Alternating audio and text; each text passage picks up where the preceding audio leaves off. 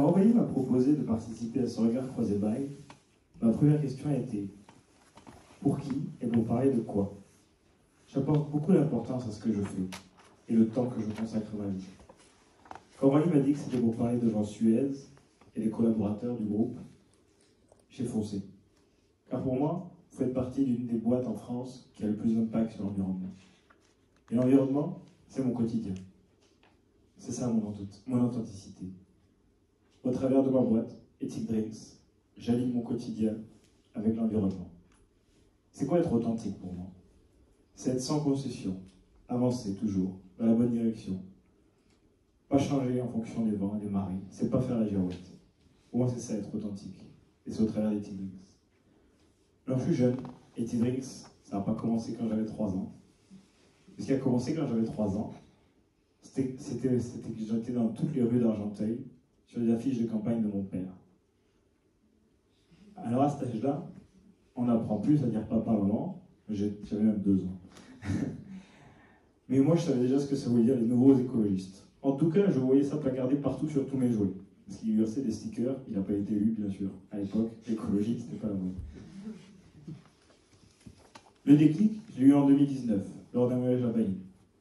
J'étais sur une des plus belles plages d'après l'île du Routard, sauf que mes pieds ne baignaient pas dans les coquillages, mais baignaient dans une mare de plastique. Des plastiques de tout horizon, qui nous avaient échappé. Des plastiques français, chinois, tous les pays. Je suis rentré de ce voyage et j'ai démissionné direct. À l'époque, j'étais dans une situation confortable. Directeur commercial, un négoce de vin, à 26 ans. J'avais l'impression d'avoir réussi. Sauf que ma réussite, elle avait commencé ce jour-là, quand j'avais démissionné. J'ai même vécu à Houston. Houston, Texas. On est pas mal là. Le pétrole, le plastique, on me voyait venir. Tous les gens que je rencontrais, ils étaient dans le plastique et le pétrole. Et je les challengeais un peu, parce que cette part d'écologie, malgré mon job, elle était là, elle était en moi. Et là, j'ai compris que l'humain trouverait toujours des raisons pour justifier de ses actions. Quand on discutait avec Shell, quand on discutait avec les employés de Total, c'était un des plus gros bienfaiteurs au Texas pour l'écologie. Ouais, bon, si on regarde l'autre côté du miroir, on est d'accord que c'est pas green. Donc là, j'ai compris qu'on aurait du mal, qu'en tant que collaborateur d'un groupe qui n'était pas mes valeurs, mais en tout cas pour lesquels je n'arrivais pas à faire remonter mes valeurs, j'avancerais pas. Surtout quand pour ces groupes, le seul objectif, la seule raison d'être, c'est le chiffre d'affaires et la marge. Alors Ethic Drinks, c'est pas une ONG, on n'est pas une entreprise caritative. Le chiffre d'affaires et la marge, c'est capital, c'est important. Mais pour moi, pour mes équipes, on considère que c'est un moyen d'atteindre notre objectif et de servir notre raison d'être. Notre raison d'être chez Ethic Drinks, c'est rendre le monde du vin plus respectueux pour l'environnement, pour la planète, mais aussi pour les consommateurs, car ils vivent sur la planète. Notre engagement, il est quotidien. Et j'ai voulu prendre des engagements forts. Ça a été quelque chose de capital pour nous. On est vraiment exemplaires, parce qu'Ethic Drinks, c'est pas juste un business, c'est des valeurs. On a été la première boîte à être entreprise à mission dans le monde du vin. La mission, notre raison d'être, je viens de vous la donner. Et c'est un quotidien. Ça nous coûte cher parfois. On rate beaucoup d'opportunités. Combien de fois on a dû refuser des business, des offres de gens qui voulaient utiliser notre image un peu green, mais sans aller au bout, ou sans en payer le prix. Et ça, pour mes équipes, parfois c'est dur, mais au final, ces mêmes personnes nous rappellent parfois, 6 mois après, pour dire, vous savez, ce qui m'a plu chez vous, c'est que vous êtes la seule boîte que j'ai croisée qui n'a pas accepté de transiger sur sa valeur. Et ça, c'est important. Je suis ingénieur de formation, et ça me permet de ne pas fermer les yeux, d'analyser tous les systèmes, de tout décortiquer. Quand je rencontre un partenaire, un fournisseur, on ne croit pas sur parole. Parce que quand j'étais directeur commercial, je faisais aussi du marketing. On peut tout tourner à son avantage. Donc on décortique tout, on analyse tout. On essaie de comprendre avant de croire. Et c'est ça notre forme d'authenticité. On peut vous ouvrir tous les cahiers d'Ethic Drinks. Vous pouvez venir nous visiter. On a vraiment le sentiment profond qu'on a fait au mieux à chaque étape.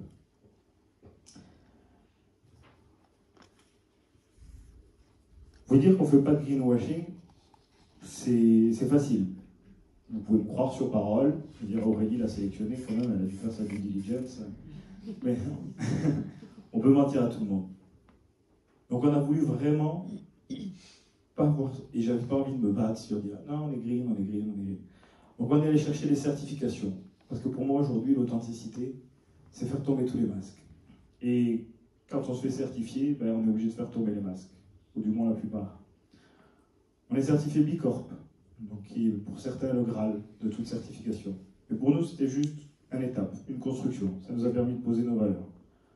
On a été la première boîte entreprise à mission, qui est pour moi la partie la plus importante de tout, parce qu'elle rattache tout le monde, les collaborateurs.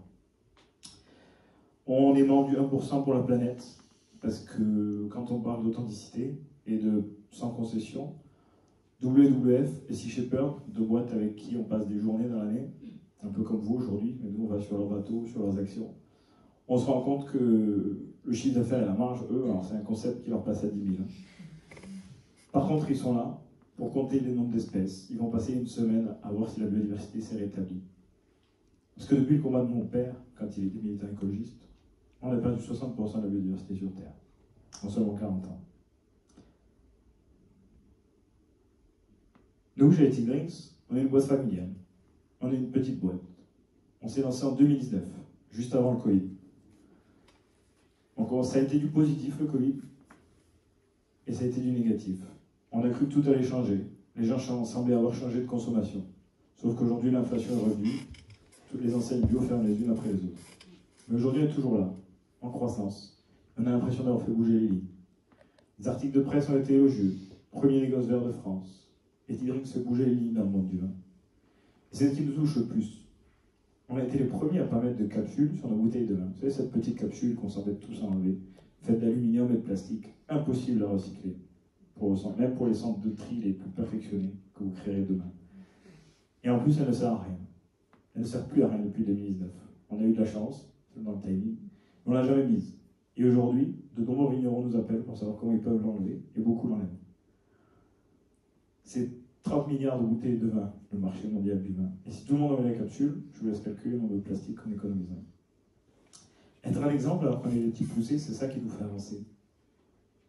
Parfois, nos confrères ou concurrents commandent des bouteilles sur notre site pour s'inspirer, choisir les bonnes pratiques. Ça agace mes équipes. Ça agace un peu toujours, même moi, le concurrent qui nous copie.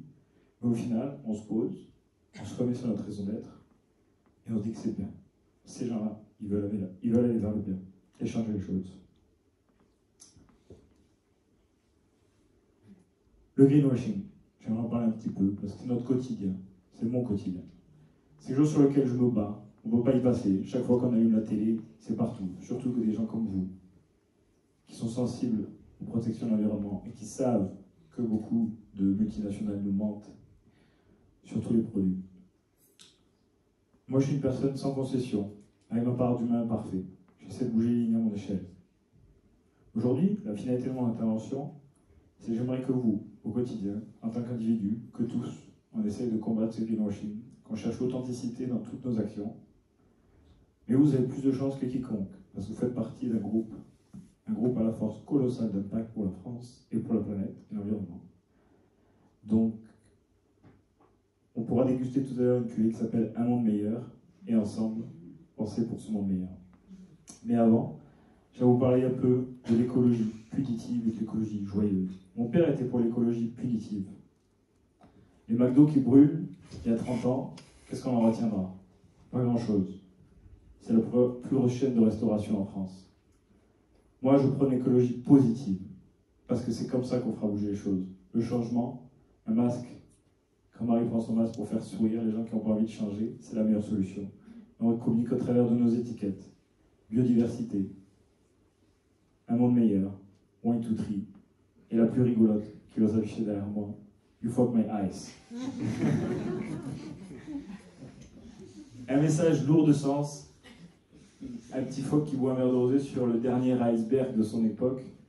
Ça fait sourire, mais on arrive à communiquer quelque chose de fort. Et pourquoi on s'est permis de le faire? Parce que derrière, on a une neutralité carbone, on minimise toutes nos émissions. Nos camions roulent au bioéthanol issu de marc de raisin. Notre bouteille est clean de A à Z. Avec le marc de raisin qui nous reste, on en fait même des chaussures que je porte aujourd'hui. Voilà, l'authenticité, c'est ça. C'est être sans concession, minimiser tout notre impact et vraiment chercher à analyser tous les systèmes. Notre slogan chez Tigring, c'est Cheers to the Planet. Et tout à l'heure, après les talks, on trinquera ensemble pour un monde meilleur, avec notre cul à un monde meilleur. Merci à tous.